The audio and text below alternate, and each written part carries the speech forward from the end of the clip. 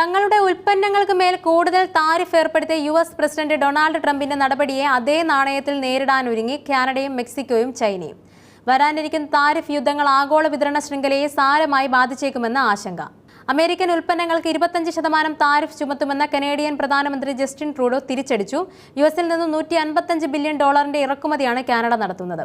American beer, wine, bourbon, പഴങ്ങൾ, പച്ചക്കറികൾ, ഉപഭോക്തൃ വീട്ടുപകരണങ്ങൾ, തടി, പ്ലാസ്റ്റിക് തുടങ്ങിയവയ്ക്കെല്ലാം താരിഫ് ചുമത്തും. ഉയർന്ന താരിഫ് ഞങ്ങൾ ആഗ്രഹിക്കുന്നില്ല.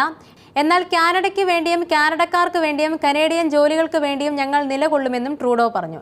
ഇറാൻ ബന്ദി പ്രതിസന്ധിയും അഫ്ഗാനിസ്ഥാനിലെ യുദ്ധവും മുതൽ കത്രീന ചുഴലിക്കാറ്റ്, സമീപകാല കാലിഫോർണിയ കാട്ടുതീ തുടങ്ങിയ പ്രകൃതി ദുരന്തങ്ങൾ വരെയുള്ള അമേരിക്കയുടെ പ്രതിസന്ധി ഘട്ടങ്ങളിലെല്ലാം അവർക്കൊപ്പമാണ് കാനഡ നിന്നത്. അമേരിക്കയ്ക്ക് ഒരു പുതിയ സുവർണ കാലഘട്ടം കൊണ്ടുവരാൻ പ്രസിഡന്റ് ട്രംപ് ആഗ്രഹിക്കുന്നുവെങ്കിൽ കാനഡയുമായി പങ്കാളിത്തമാണ് ഏറ്റവും നല്ല മാർഗം. ഞങ്ങളെ ശിക്ഷിക്കുകയല്ല വേണ്ടതെന്നും ജസ്റ്റിൻ ട്രൂഡോ തുറന്നടിച്ചു. യുഎസിന്റെ താരിഫ് നീക്കത്തിനെതിരെ പ്രതിരോധ നടപടികൾ സ്വീകരിക്കുമെന്നും ചൈനയും വ്യക്തമാക്കി. ഒരു വ്യാപാര യുദ്ധത്തിലും താരിഫ് യുദ്ധത്തിലും വിജയികളല്ല. അധിക നികുതികൾ ഭാവിയിലെ ഉഭയകക്ഷി സഹകരണത്തെയും മയക്കുമരുന്ന് നിയന്ത്രണ നടപടികളെയും ബാധിക്കും. യുഎസ് തെറ്റായ നടപടികൾ തിരുത്തണം.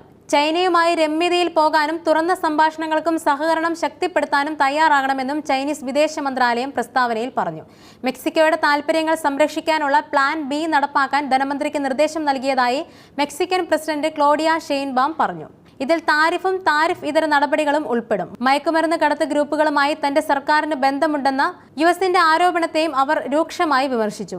അനധികൃത കുടിയേറ്റവും മയക്കുമരുന്ന് കടത്തും വലിയ ഭീഷണിയാണെന്നും ചൂണ്ടിക്കാട്ടി കാനഡയിൽ നിന്നും മെക്സിക്കോയിൽ നിന്നുമുള്ള ഉൽപ്പന്നങ്ങൾക്ക് ട്രംപ് 25% ഇറക്കുമതി തീരുവ ഏർപ്പെടുത്തിയിരുന്നു. കാനഡയിൽ നിന്നുള്ള ഊർജ്ജ ഉൽപ്പന്നങ്ങളെ മാത്രമാണ് ഒഴിവാക്കിയത്. അതിന്റെ താരിഫ് 10% തുടരും. ചൈനയിൽ നിന്നുള്ള ഇറക്കുമതി ഉൽപ്പന്നങ്ങൾക്ക് 10% അധിക നികുതിയും ചുമത്തി. രാജ്യാന്തര അടിയന്തര സാമ്പത്തിക അധികാര നിയമം പ്രയോഗിച്ചാണ് ട്രംപ് അധിക നികുതി ഏർപ്പെടുത്തിയത്. അനധികൃത കുടിയേറ്റവും മയക്കുമരുന്ന് കടത്തും നിയന്ത്രിക്കുമെന്ന വാഗ്ദാനം നിറവേറ്റാൻ 3 രാജ്യങ്ങളെയും നിർബന്ധിതമാക്കുകയാണ് ലക്ഷ്യമെന്നും യുഎസ് വ്യക്തമാക്കി.